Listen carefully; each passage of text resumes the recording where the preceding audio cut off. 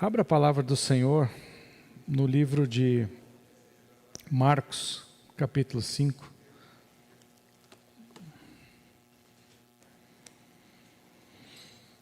Vamos orar ao Senhor. Feche teus olhos. Deixa a brisa suave do nosso Senhor Jesus Cristo tocar a tua vida, o teu coração nesse momento. Que você não pense agora no teu almoço, no horário, nas coisas que você tem que fazer durante a semana, mas que você, assim como o Marcos falou aqui, que você foque nesse momento agora da palavra do Senhor, para que essa palavra seja viva na tua vida, que possa transformar a tua vida em nome do Senhor Jesus. Amém. Amém, irmãos? Deus é maravilhoso, sim? Sempre, em todo o tempo. Marcos 5. Vamos para o capítulo 21. Tendo Jesus voltado no barco para o outro lado, afluiu para ele grande multidão, e ele estava junto do mar. Eis que se chegou a ele um dos principais da sinagoga, chamado Jairo, e vendo, prostrou-se aos seus pés, e insistentemente lhe suplicou: minha filhinha está à morte, vem, impõe as mãos sobre ela, para que ela seja salva, e viverá. Jesus foi com ele. Grande multidão o seguia, comprimindo-o. Aconteceu que certa mulher que havia 12 anos vinha sofrendo de uma hemorragia, e muito padecera à mão de vários médicos, tendo despendido tudo quanto possuía, sem contudo nada aproveitar, antes pelo contrário, indo a pior. Tendo ouvido a fama de Jesus, vindo por trás dele, por entre a multidão, tocou-lhe a veste. Porque dizia: se eu apenas lhe tocar as vestes, ficarei curada. E logo se lhe estancou a hemorragia, e sentiu no corpo estar curada do seu flagelo. Jesus, reconhecendo imediatamente que dele saíra poder, virando-se no meio da multidão, perguntou: quem me tocou nas vestes? Responderam-lhe seus discípulos: vês que a multidão te aperta e dizes: quem me tocou? Ele, porém, olhava ao redor para ver quem fizera isto. Então a mulher, atemorizada e tremendo, cônscia do que nela se operara, veio, prostrou-se diante dele e declarou-lhe toda a verdade. Cadê o Marcos? Marcos, eu vou até parar aqui, porque é o que você falou do piloto automático, né? Olhe para o seu irmão e fala assim, ó, Jesus não anda no piloto automático. Esse aqui é um exemplo de piloto automático dos discípulos de Jesus. Ou seja, a multidão lhe comprimia e eu estou no piloto automático. É óbvio que alguém te tocou, porque você está no meio da multidão e alguém vai te tocar. Então, às vezes, as coisas óbvias não são para o reino de Deus, são para o reino desse mundo. São para, às vezes, a nossa vida. E por isso que eu tenho falado muito, saia do piloto automático. Perceba as coisas. Jesus nunca estava no piloto automático. Se ele estivesse no piloto automático, ele ia falar, alguém me tocou, é óbvio. Eu estou aqui no meio de uma multidão, é óbvio que alguém vai te tocar. Irmão, saia do óbvio. Fale para o seu irmão aí, cutuque, ele fala, saia do óbvio. Porque para a gente perceber as coisas do Senhor, a gente precisa sair do óbvio, precisa sair do piloto automático, precisa sair do 2 mais 2 são 4, no reino de Deus 2 mais 2 não são 4. No reino de Deus, quando as pessoas estavam com fome, alguns peixinhos e alguns pãezinhos alimentaram uma multidão. Alguns peixinhos, pouquinhos peixinhos e pouquinhos pãezinhos alimentam uma multidão de 15 mil pessoas, 5 mil homens, não contava as mulheres e as crianças. Alimenta sim ou não? Então não é no piloto automático. As coisas de Deus são totalmente diferentes. O reino de Deus é totalmente diferente. Então ele estava no piloto automático, é óbvio, alguém te tocou. E às vezes acontecem coisas que a gente acha que é óbvia e não é óbvia. Vem dos céus, então perceba as coisas do céu, perceba as coisas espirituais. Jesus não estava no piloto automático, ele falou, opa, alguém me tocou de forma diferente. Porque eu não estou no piloto automático, eu estou aqui, ele estava em sintonia com o Pai, todos os dias, todos os momentos, sintonia com o Pai. Alguém mexeu, não na minha orla, alguém tirou poder de mim, eu estou percebendo isso. Então nós precisamos perceber muitas vezes as pequenas coisas, precisamos sair do piloto automático, ouvir a Deus, orar mais, ter mais tempo com o Senhor.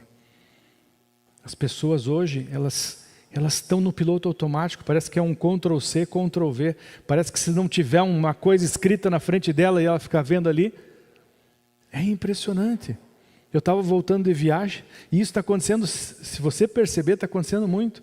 Eu estava voltando de viagem, na quinta-feira à noite, e parei num lugar lá para tomar um café, que já estava me batendo sono, e aí pedi um café, e pedi um pastel, e falei assim, olha, você embrulha o pastel, que a Patrícia gosta, minha esposa gosta do pastel daquele lugar ali, na divisa entre Paraná e Santa Catarina, eles fazem um pastel de queijo bem gostoso. Eu falei, você embrulha o pastel e faz uma embalagem bem para eu chegar em Curitiba, está bem quentinho ainda, do jeito que, porque eles fritam na hora.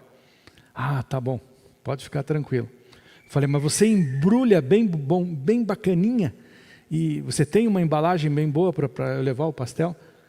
Dele, sim, eu tenho embalagem bem boa. Daí ele me serviu o café, e eu ali estou tomando café. De repente vem ele com o pastel. Ó, o seu pastel. Eu falei, o que eu falei para você? Ah, o senhor falou que é porque eu fico na cabeça que todo mundo come pastel aqui. Eu esqueci. Então a gente está, e às vezes a gente age assim com Deus. A gente age assim com a palavra de Deus. Deus dá uma palavra, você às vezes recebe uma palavra, algo que vai mudar a tua vida e você, piloto automático. As coisas são automáticas. Então pare. Aqui Jesus parou tudo. E estava numa situação complicada, porque existia ali o principal da sinagoga com a filha dele, que estavam dizendo que a filha estava morrendo. Não era uma situação qualquer. Jesus não estava ali tranquilo, eu estou tranquilo aqui. Não estava tranquilo não. Ele estava ali numa situação de crise. Estavam pressionando ele. Uma multidão pressionando, e com certeza o principal da sinagoga estava pressionando o Senhor Jesus. Jesus, vamos lá, minha filha vai morrer, pelo amor de Deus, sai da frente. O que tem essa mulher agora, que vamos conversar com uma mulher? Mas Jesus tem tudo nas suas mãos. Eclesiastes 3 diz que tem tempo para tudo nessa terra. Tem tempo para morrer, tem tempo para nascer, tem tempo para sorrir, tempo para plantar e tempo para colher.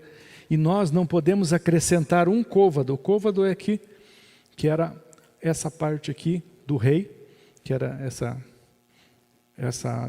esse tamanho aqui, né, daqui até aqui, que a gente não pode acrescentar um côvado na nossa vida. Você pode ser um bilionário, e você pegar todos os teus bilhões e falar assim, olha, eu estou aqui em estado terminal, eu queria comprar mais 10 anos de vida. Não tem como. Então aquilo que Deus determinar vai ser feito. Nós não podemos acrescentar, a gente não pode tirar, a gente não pode antecipar. Amém, irmãos?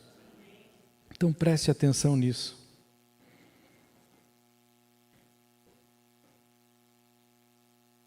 E ele lhe disse, filha, a tua fé te salvou. Vai-te em paz e fica livre do teu mal. Falava ele ainda quando chegaram alguns da casa do chefe da sinagoga, a quem disseram, tua filha já morreu, porque ainda incomodas o mestre? Mas Jesus, sem acudir a tais palavras, disse ao chefe da sinagoga, não temas, crê somente. Contudo, não permitiu que alguém o acompanhasse, senão Pedro e os irmãos Tiago e João. aqui tem um ensinamento muito válido e grandioso para as nossas vidas, cuidado no momento que você precisa de toda a fé e que você está tirando teus olhos das circunstâncias e está olhando para o Senhor. Cuidado com quem você anda, porque se Jairo falasse assim, não, realmente, não, minha filha já morreu, vou abandonar o mestre. Então muitas vezes nós estamos na mesma situação, talvez não tão crítica, mas às vezes damos ouvidos a pessoas que não têm fé no Senhor, a pessoas que às vezes não estão na mesma fé. Então cuidado com quem você anda. É muito importante a gente andar, principalmente nesses momentos, com pessoas que vão te falar, creia, as coisas vão dar certo, vão funcionar. Chegando à casa do chefe da sinagoga, viu Jesus o alvoroço, os que choravam e os que pranteavam muito. Ao entrar, lhe disse, por que estáis em alvoroço e chorais? A criança não está morta, mas dorme. E riam-se dele. Não se preocupe se rirem de você em algum momento da sua vida. Se em algum momento você declarar algo totalmente contrário às coisas que estão acontecendo.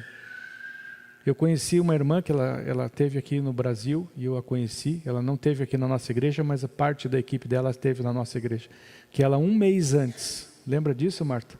Um mês antes da queda do muro de Berlim, ela foi lá orar.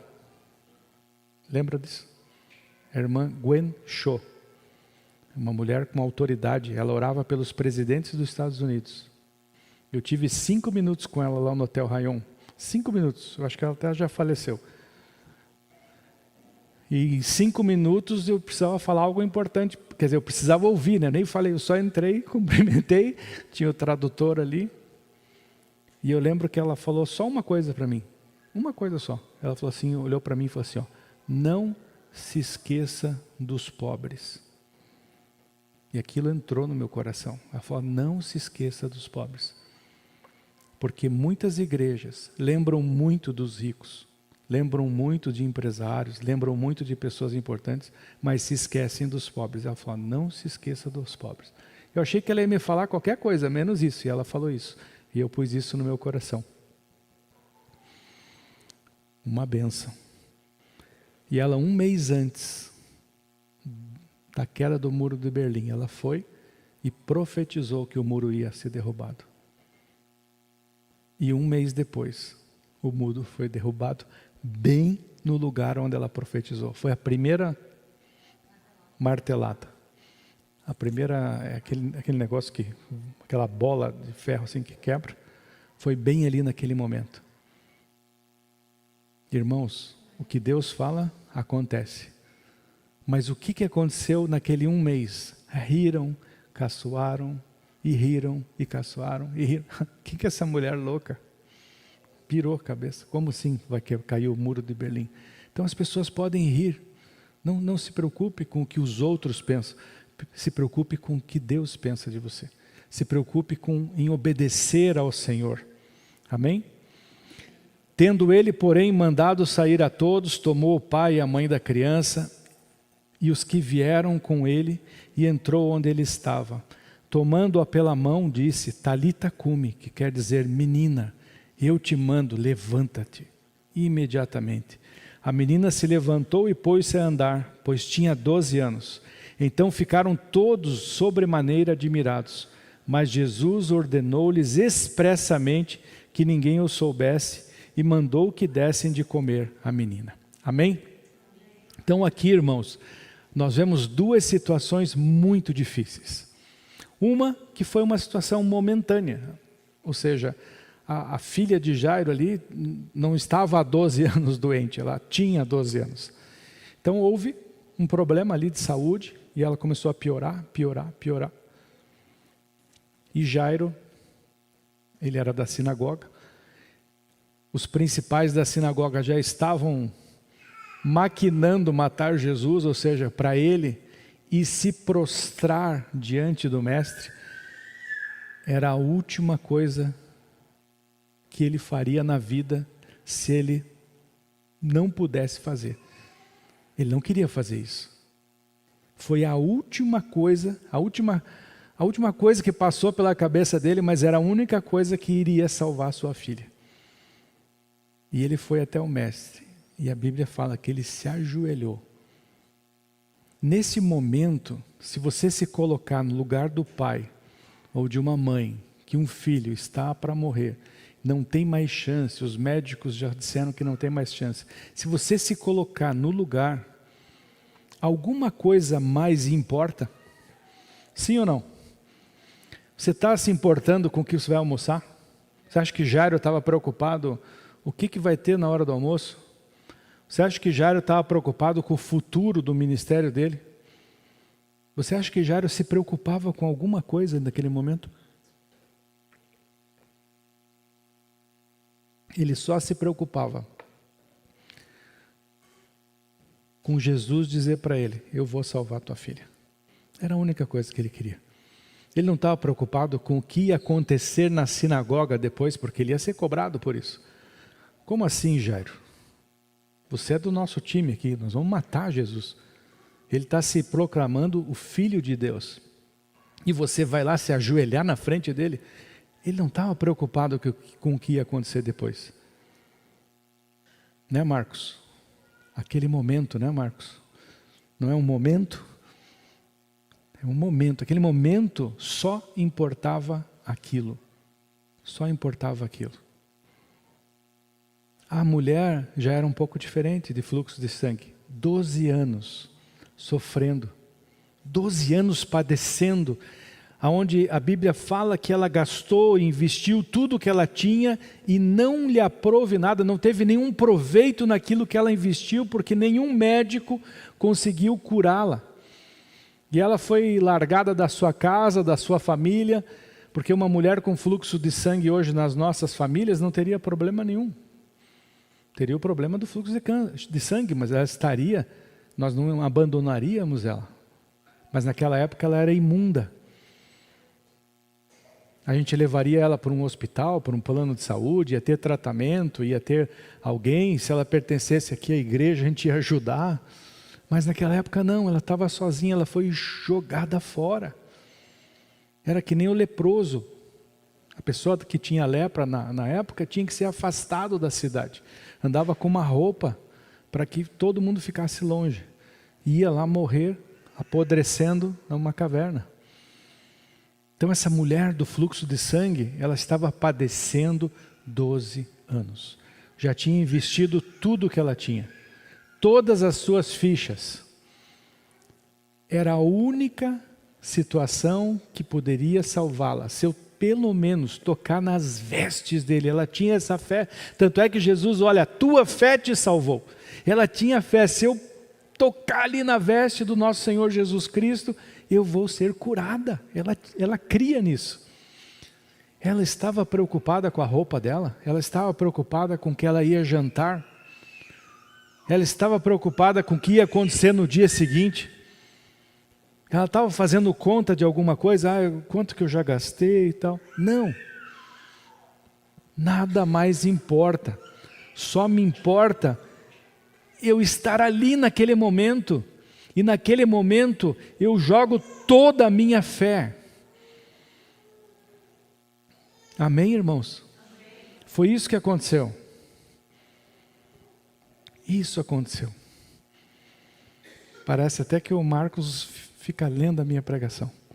Eu acredito que ele anda ligando lá para a Patrícia. E daí ele fala, o que o pastor vai pregar? E ele vai lá e daí vem antes aqui e fica falando, né, Marcos? Estou brincando. Irmãos, todas as situações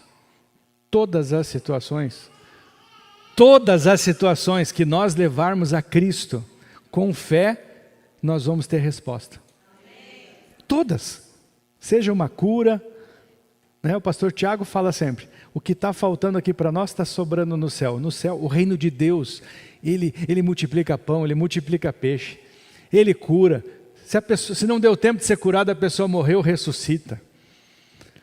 Se a pessoa ela não tem fertilidade, Deus dá fertilidade, a gente já viu isso aqui no nosso meio. O que a gente não viu aqui?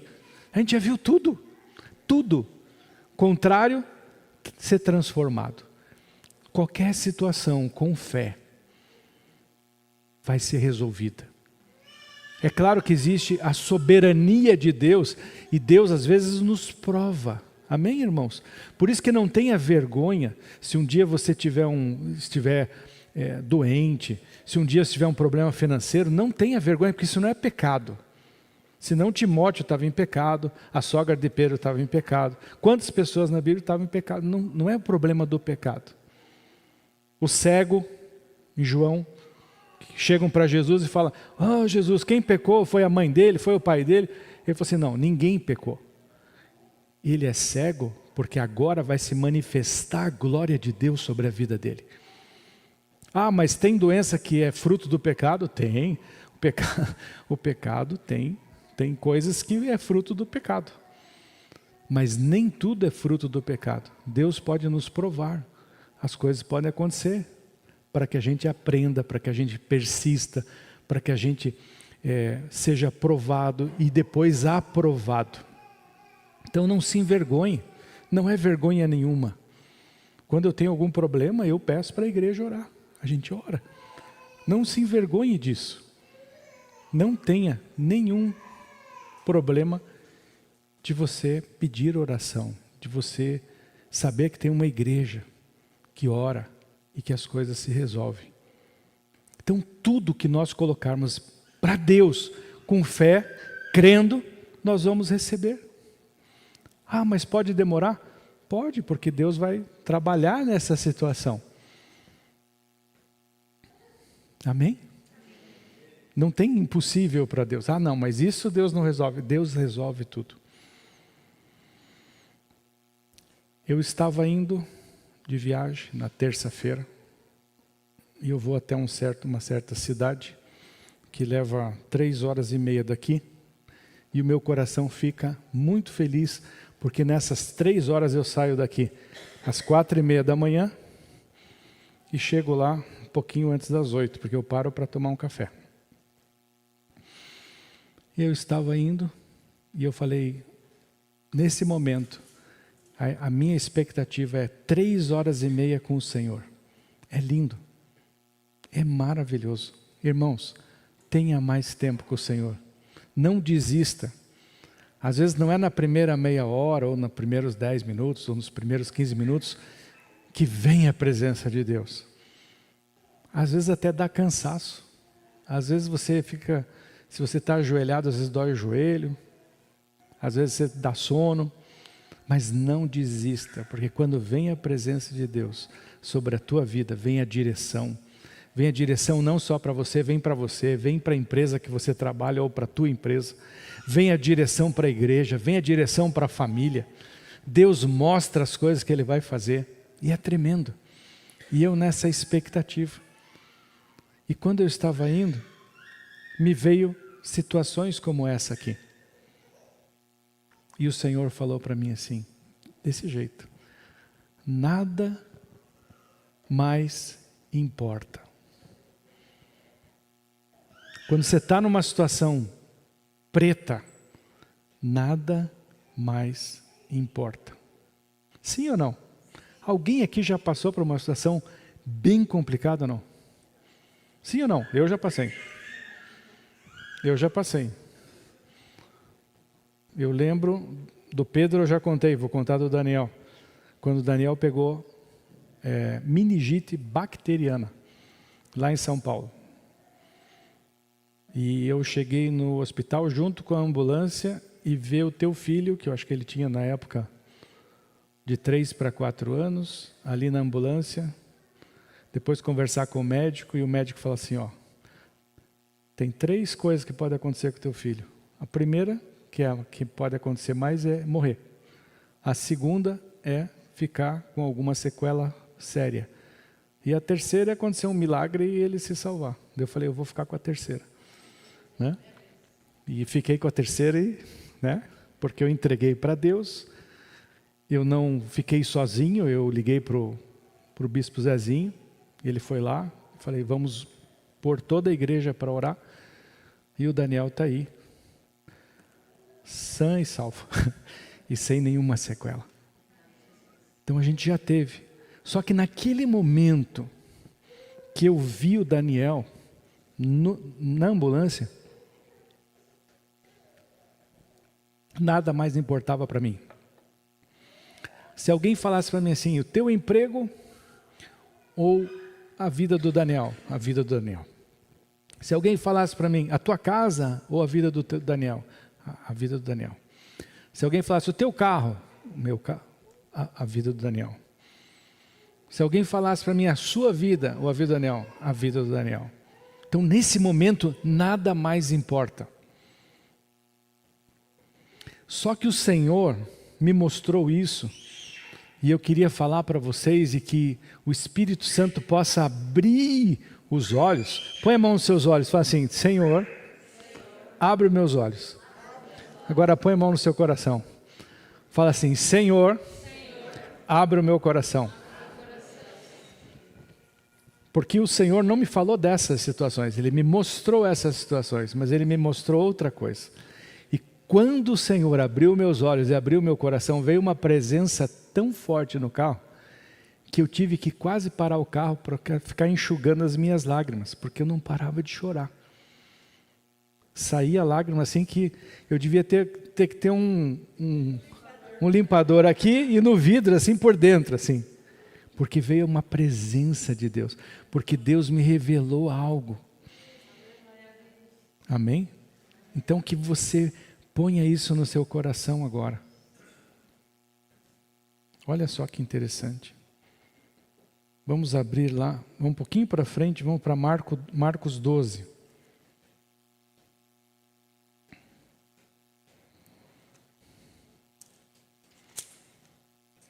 Vamos ler o versículo 28.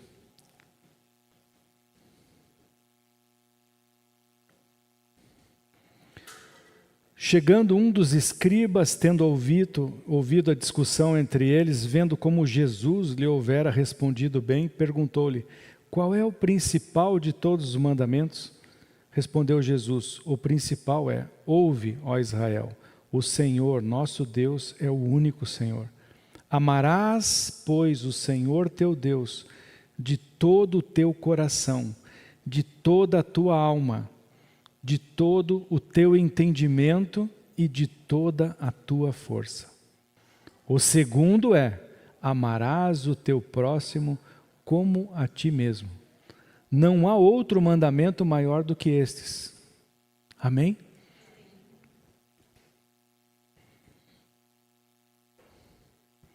Reflita comigo. Quero que você pense. Feche os teus olhos 30 segundos. Esqueça dos teus problemas agora.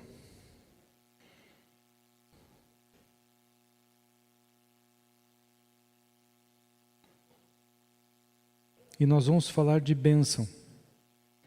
Daquilo que está nas mãos do Senhor para as nossas vidas. Então, pense em bênçãos. Pense o que seria uma bênção para você. Que está nas mãos do Senhor. Olhe para as mãos do Senhor agora. Eu até anotei aqui uma conquista profissional. Uma pessoa que passa num vestibular. Um casamento, um bom casamento, no dia do casamento. Eu lembro até hoje, quando a minha esposa entrou assim, um sorriso. Há 29 anos atrás isso. Um filho que você ganha do Senhor. Uma herança. Você foi surpreendido ali com uma herança. E outras coisas.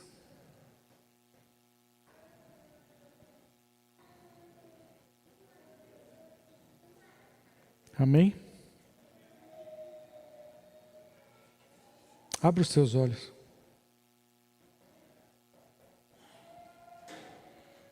Nós falamos de problemas. Depois nós falamos de bênçãos. Tem pessoas que focam nisso, vêm para o Senhor, resolve os seus problemas, sai por essa porta, ou pela porta de qualquer igreja,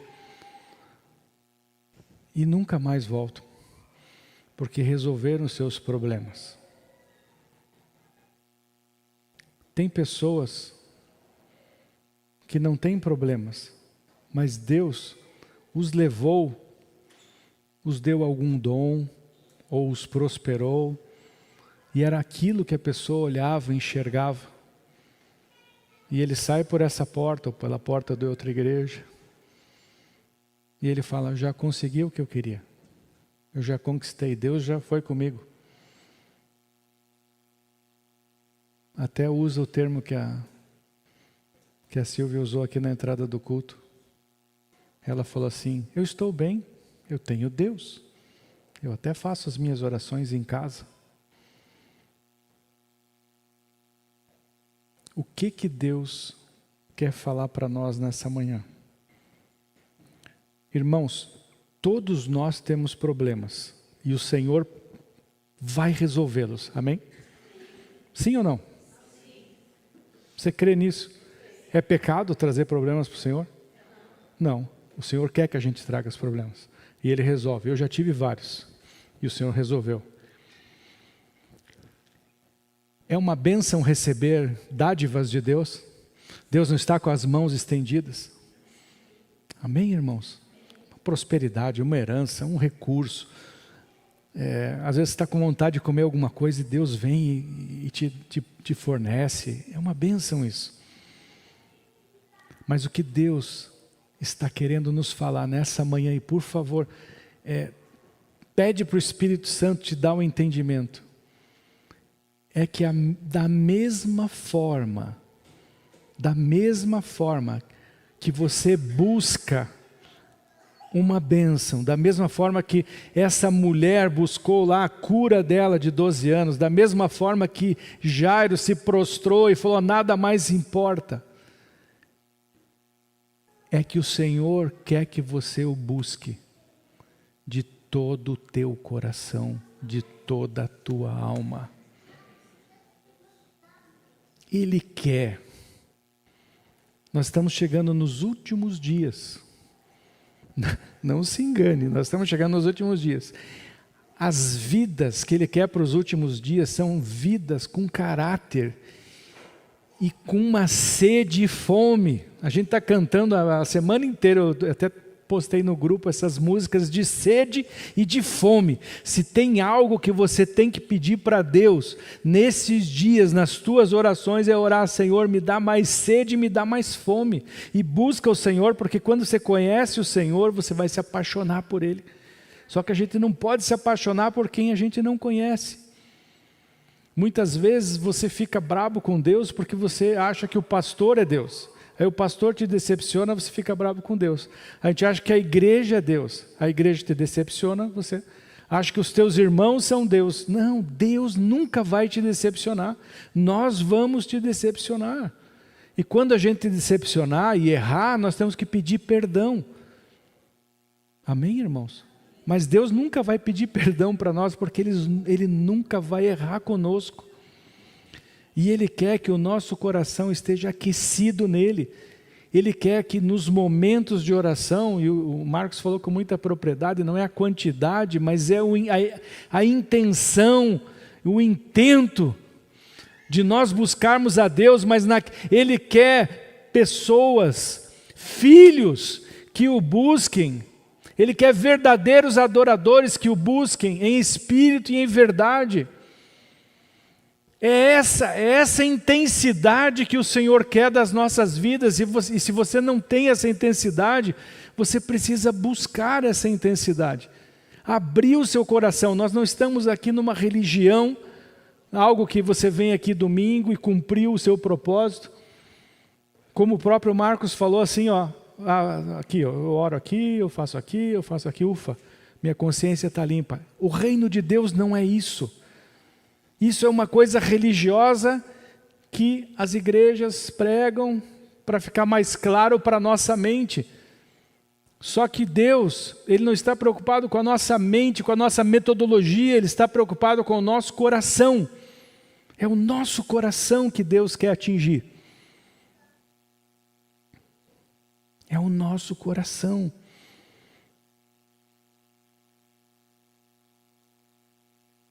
Está entendendo, irmãos? Está ficando claro ou não?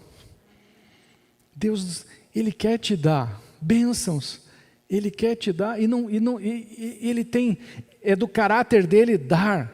Ele mesmo fala, olha, é melhor dar do que receber. Ele não cumpre a sua palavra. Então ele prefere dar do que receber, ele dá. E ele tem tudo. É como se fosse um pai rico. Não sei se alguém aqui tem pai rico, eu não tive pai rico. Mas se alguém tiver um pai rico que tem tudo e ainda o coração de dar, dá. Ele tem esse coração. É claro que Deus, Ele sabe o quando dar para não estragar, né? Tem muitos pais que estragam seus filhos porque dão coisas demais. E a gente vê às vezes o filho de alguém que ganhou muito, sendo muito menos bem sucedido do filho daquele que não ganhou quase nada. É normal acontecer isso. Eu vejo amigos meus que estudaram comigo lá atrás e que tinham muita coisa, estava muito fácil, e vejo outros amigos, e eu sou um desses, que os pais não tinham a condição de dar tanta coisa. Minha mãe me deu amor, meu pai me deu amor, me deram um bom colégio, tudo, mas nada foi exagerado. Eu tive que trabalhar cedo, buscar, e eu vejo que essas pessoas que tiveram que buscar, elas hoje estão melhores do que as pessoas que ganharam tudo na boquinha assim. Então Deus sabe quando dá, mas o que Ele quer é que nós cheguemos num estágio, e isso precisa ser rápido, isso precisa ser apressado, num estágio, irmãos, que nada mais importa. Nada mais importa. Não sei se vocês estão entendendo. É bom ter um casamento? É bom. É uma bênção. Mas se acontecer um dia de um cônjuge morrer, a minha vida acabou. Não, porque não importa mais. O que importa é ele. Tudo está nele. É bom ter um bom emprego ou uma boa empresa, é uma bênção. Mas se você um dia perder isso, a minha vida acabou. O que vai ser de mim? Como que vai ser de mim? Você tem o Senhor, nada mais importa. Se você tem Ele, Ele é o supridor, o gerador de todas as coisas. Dos seus sentimentos, para se você perder um casamento ou o teu cônjuge morrer. De recursos, se você perder o teu emprego. Ele é fonte de saúde, se você perder a tua saúde. Então, por que tanta preocupação? Será que não vai ficar um pouquinho mais claro a palavra de não andeis ansiosos por nada nessa vida? Será que Deus não está nos ensinando e aprofundando um pouco essa palavra da ansiedade? Por que ficais tão ansiosos? E eu vou te explicar o porquê que nós ficamos ansiosos. Está lá em Mateus 6 e nós vamos encerrar. Volta lá, Mateus 6. Aqui está um dos motivos da nossa ansiedade. Mateus 6, versículo 19.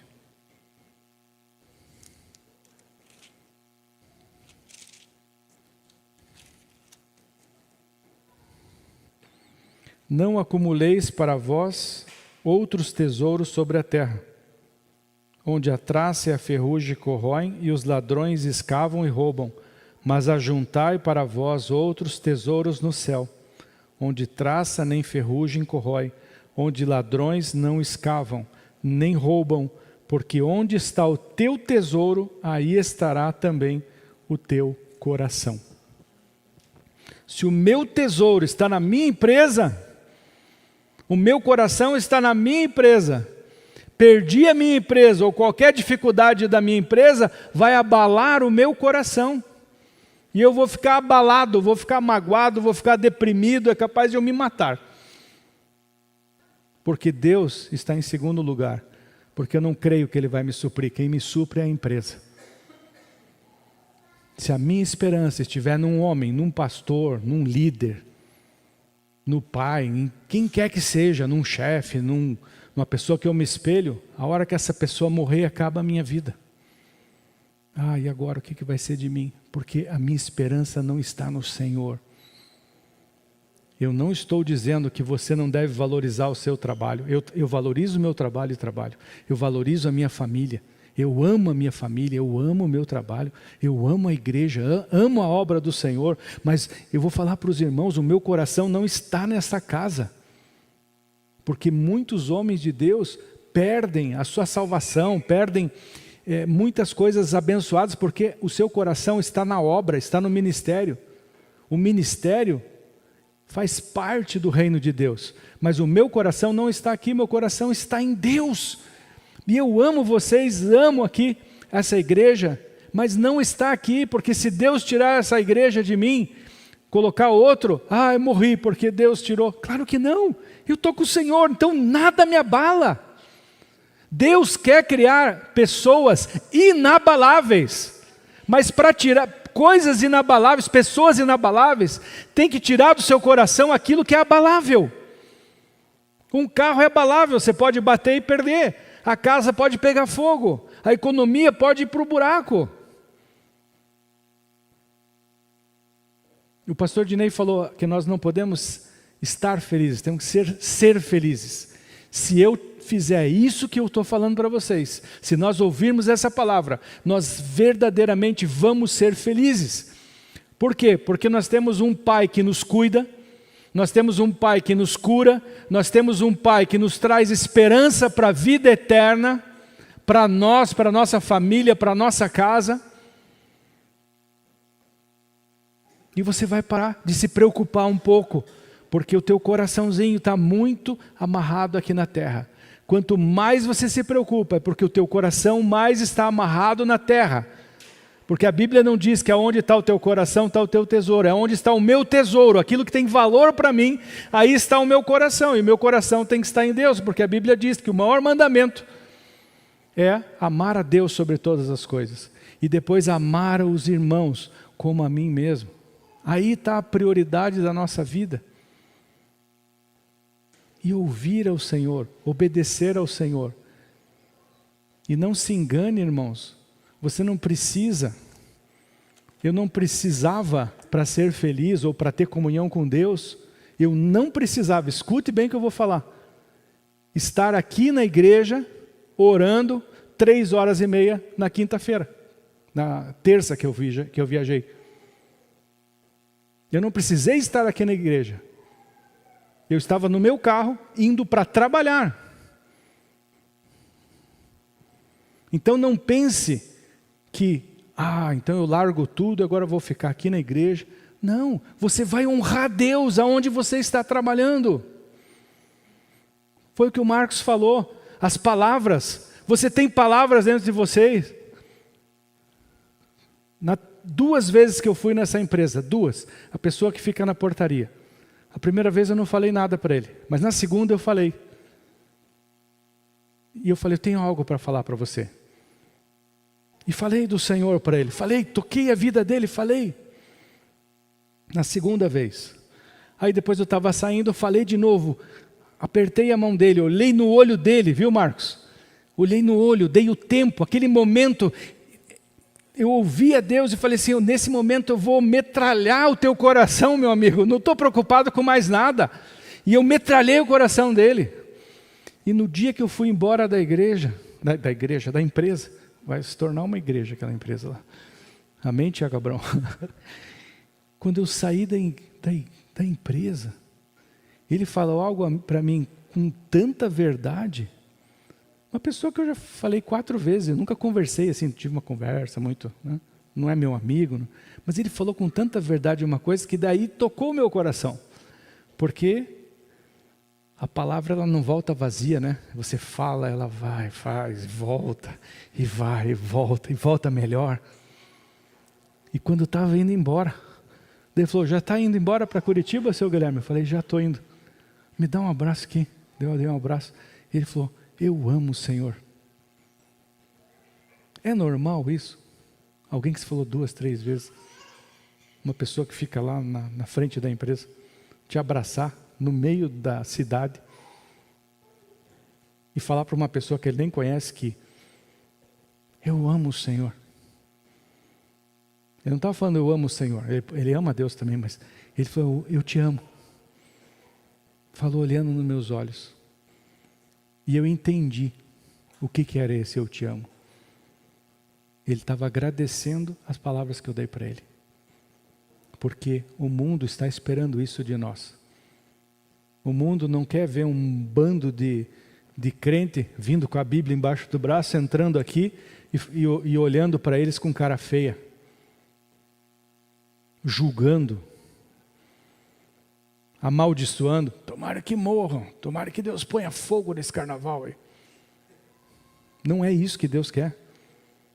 Deus quer a gente sorrindo, amando e fazendo com que eles tenham um encontro com o Senhor como a gente teve. Na quinta-feira eu voltei e parei em Joinville para orar por uma pessoa e ele estava comentando pois é, mas fulano de tal, olha o que ela fez, e me contou algumas coisas que essa pessoa fez. Daí eu falei assim, nossa, fez tudo isso? Ele falou, fez, olha só. Daí eu falei, pastor, temos que orar por ela. Daí eu falei, sim, que coisa, né? Eu falei assim, ela é uma santa perto de mim.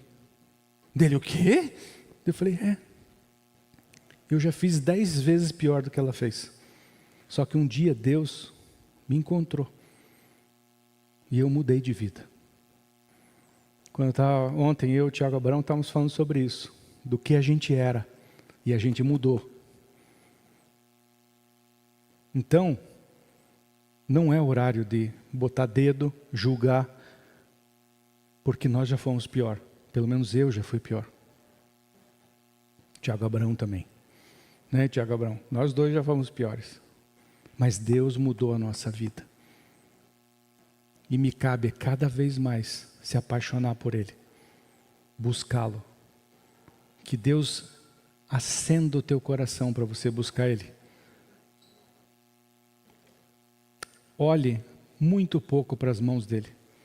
Eu falei para você fechar os olhos, refletir, mas olhe muito pouco para as mãos dEle. Olhe para o coração dEle. Porque a hora que você olhar para o coração dEle, o teu coração vai começar a olhar para o coração dEle. Isso vai virar uma comunhão e vai explodir dentro de você. E nada mais importa. O que importa é você ter comunhão com Ele. Você não vai ver a hora de ter comunhão, de orar, de receber palavra. E não é isso que vai te fazer um desalienado, porque aonde você estiver, você vai fazer a diferença. Pode continuar indo no supermercado, pode continuar trabalhando, pode continuar passeando, pode ter férias, pode estar na praia, não tem problema nenhum, mas aonde você estiver, saia do piloto automático, comece a olhar o que Deus quer fazer aqui. Porque a tua vida é sal da terra, é luz do mundo. Em nome do Senhor Jesus. Amém? Fique de pé, vamos orar.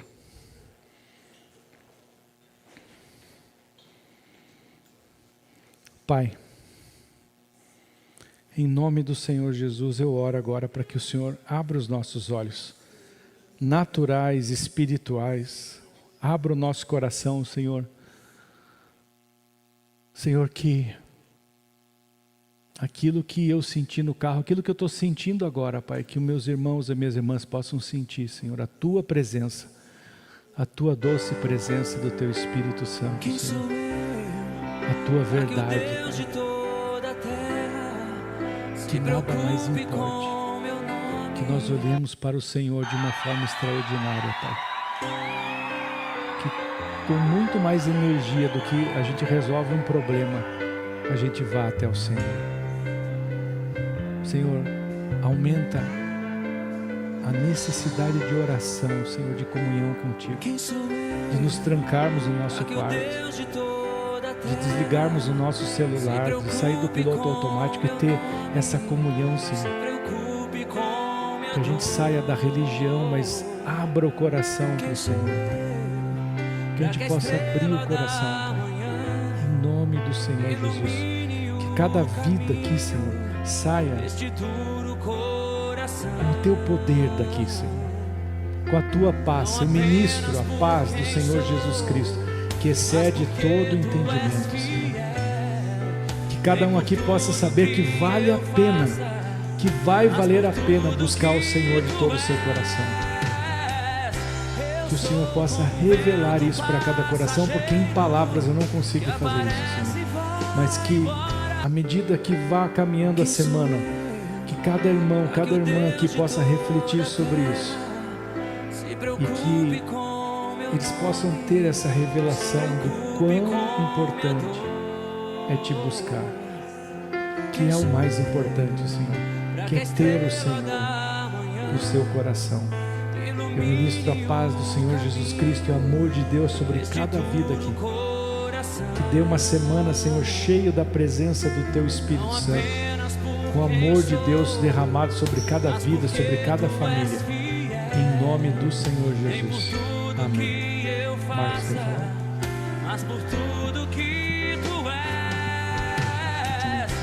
Tá acabando a bateria aqui, mas acho que pilha, mas acho que dá. Acho que é muito precioso tudo isso que está sendo falado aqui. A Marta veio trazer uma coisa para mim e eu senti de compartilhar rapidamente, porque de manhã, enquanto eu estava pensando nessa palavra, eu fiquei pensando assim: Deus, qual será que é o termo original, né, de viração do dia? E do hebraico, né, que muitas vezes eu vou olhar qual é o termo original, etc. E, né, enfim, tempo e tal, não fui pesquisar. E tudo que o Guilherme pregou aqui, eu acho que a gente tem que enfatizar uma coisa muito importante. Que Deus, Ele é um Deus de todos os momentos. E a gente quer sempre colocar Deus num horário, né, num dia, numa situação. Eu tenho certeza que você já passou por experiências do tipo assim: você acordou de madrugada sem sono e você sabia que era Deus, mas você voltou a dormir. Ou você estava passando por alguém e você sentiu de falar algo para a pessoa, mas você teve vergonha e você deixou passar. O Guilherme falando sobre a viagem dele, né, indo para o trabalho, ou sobre falar com o porteiro, ou sobre a mulher com fluxo de sangue no momento, né, onde Jesus está indo para curar a filha de Jairo. São momentos comuns e pode ser a qualquer instante. E a palavra original do hebraico sobre viração do dia, que eu traduzi ele como brisa na minha versão, é a palavra ruá, que na verdade pode significar vento, né, hálito, pode significar mente, mas também é a palavra para designar o próprio Espírito. Gente, nós estamos recebendo visitas diárias do Espírito Santo. Amém. Para transformar momentos comuns de viagem, de conversar com uma pessoa que você não conhece, em um momento que vai ficar gravado para a eternidade. Toda vez que eu falo com uma pessoa e que essa pessoa é impactada, e eu nunca mais vou ver essa pessoa muitas vezes, eu sempre penso assim: cara, eu posso estar transformando a vida dessa pessoa para a eternidade, e eu só vou saber disso quando a gente chegar no céu. É isso. Deus, Ele não está preocupado com o nosso nome num quadrinho na parede, ou sobre resultados humanos que nós vamos enxergar agora, mas sobre a gente estar ligado, porque o Espírito, Ele vai falar com você em momentos oportunos, que Ele quiser falar. Pode ser de noite, pode ser de dia, pode ser de manhã. Fique atento, porque o Espírito Santo quer transformar um minuto comum do dia em um minuto que vai ficar marcado para a eternidade, da sua vida e da vida das pessoas que você encontrar. Só isso, Deus abençoe. Amém. Dê um abraço no seu irmão.